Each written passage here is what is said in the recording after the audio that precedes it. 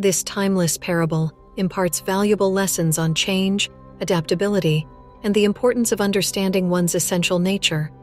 Embark on a profound journey with a river as it traverses landscapes and encounters a challenging desert. Born from remote mountains, a river traversed many regions to finally reach the sands of the desert.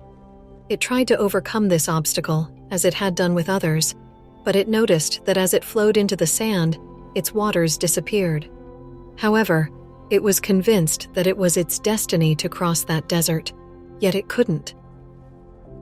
It was then that a hidden voice, coming from the desert itself, whispered, "The wind crosses the desert. The river can do the same." The river objected that, although it rushed against the sand, the only result was being absorbed, while the wind could fly and therefore cross the desert. By launching yourself in your usual way, the desert will not allow you to cross it. You will only vanish or become a swamp. You must allow the wind to carry you to your destination. But how is that possible? The river asked. By letting yourself be absorbed by the wind. It was an unacceptable idea for the river.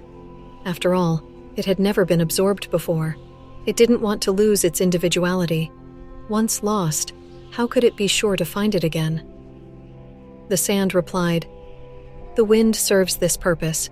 It absorbs the water, carries it above the desert, then lets it fall. Falling as rain, the water becomes a river again." How can I know that it's the truth? It is so.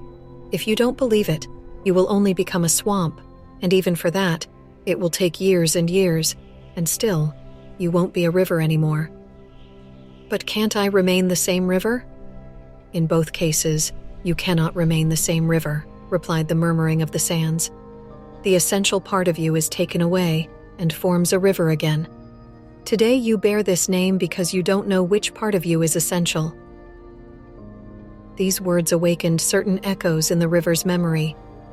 Yes, it vaguely remembered a state in which it, or perhaps a part of itself, was in the embrace of the wind.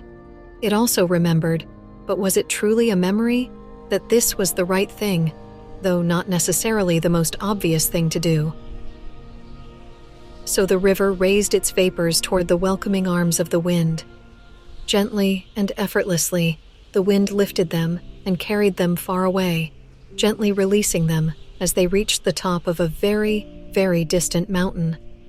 And it was precisely because it had doubted that the river could remember and imprint more strongly in its mind the details of its experience.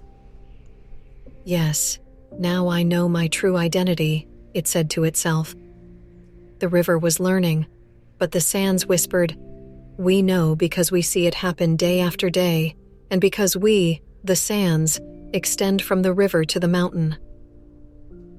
That is why it is said that the path that allows the river of life to continue its journey is written in the sands.